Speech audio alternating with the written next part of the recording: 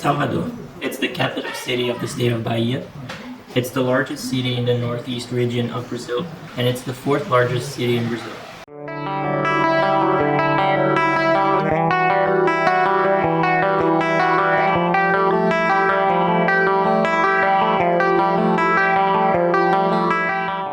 This city was founded by the Portuguese in 1549, and it was the first capital of Brazil, and it's actually one of the oldest cities in the Americas. Salvador was one of the first slave ports in the Americas, and because of that, the afro-brazilian culture is very vibrant. Among other things, the city is very notable by its music, food, culture, dance, and architecture. Mercado Modelo, or Modelo Market, is where we started our visit to Salvador, and this is a craft art market inaugurated in 1912, and this building used to be where the customs of Salvador would stay, and they would tax all the merchandise that would come in and go out of the port. This market has 2 stories with 266 stores, and it holds some of the most traditional stores and markets of the whole city.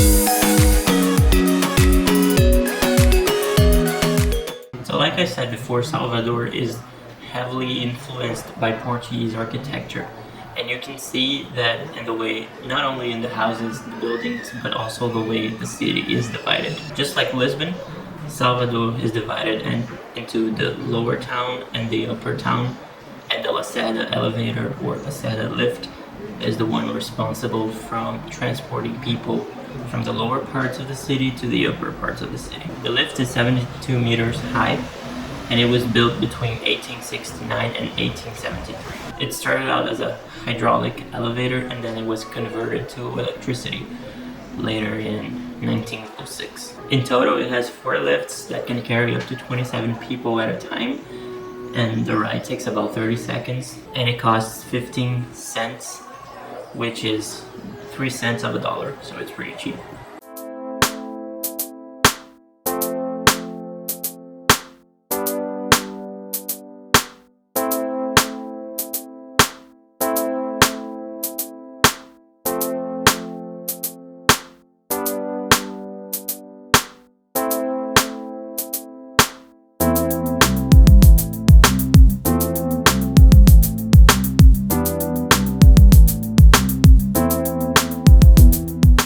Pelourinho, or as the locals call it, Pelo, is the historical neighborhood of the city and probably the most famous one. This neighborhood was all built in a Baroque style, and it's entirely preserved, and in fact it's a heritage site designated by UN. So this neighborhood is full of narrow streets, hills, and stone paved streets. It's also full of culture and color, and in fact you see a lot of music demonstrations.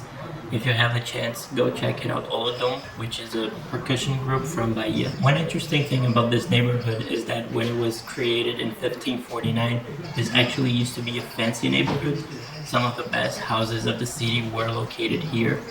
But then, as the other parts of the city started to develop, these people started to relocate. With this relocation process, the neighborhood completely transformed itself, and it became mainly a black neighborhood. This is where many artists and community leaders developed themselves, and in fact in the 80s they were very important to help Brazil in its redemocratization process.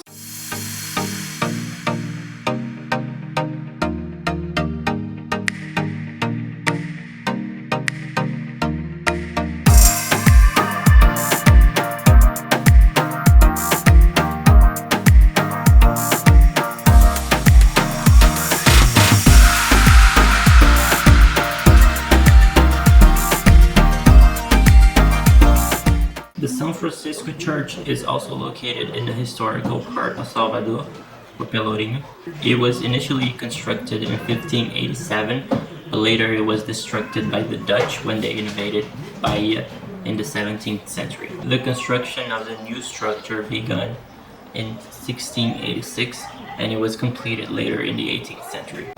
This church has more azulejos than any other church in Latin America, about 55,000. And azulejo, for those of you who don't know what it is a Portuguese ornament.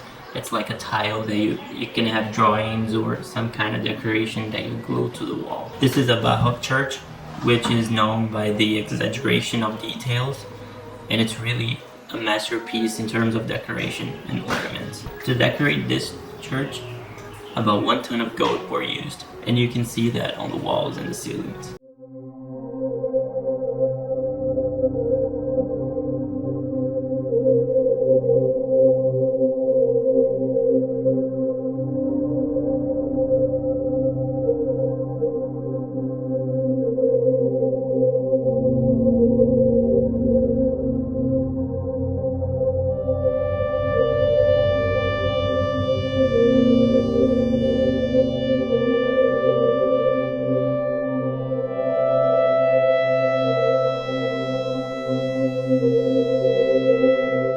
The next place we went to was Bahia Beach, which has the famous lighthouse, and it's one of the most known touristic attractions of the city. So this lighthouse has a very interesting story. First of all, it is located right in the access to the All Saints Bay, which is the bay in the city of Salvador. In 1549, the King of Portugal sent a few ships to Brazil to found a fortress city called San Salvador. Portuguese arrived at Bahia Beach, and with that, Brazil's first capital was created. At the time that they built the lighthouse, Salvador was growing a lot with the expansion of commerce, sadly slavery, but also exports of other products. Salvador was also an exporter of sugar, tobacco, timber, and cotton.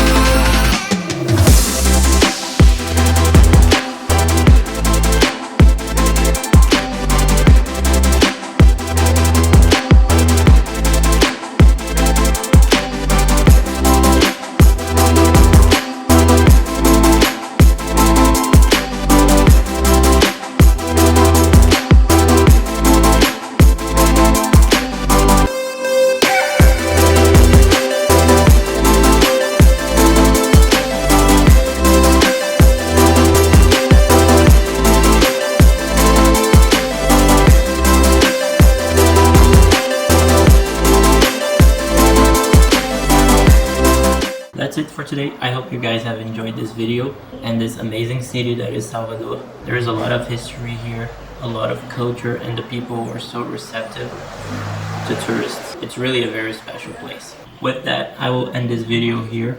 Leave a thumbs up if you enjoyed it. Subscribe if you haven't already. Follow me on TikTok and Instagram if you want to see more travel content at Lucca on the go. And I'll see you on the next one.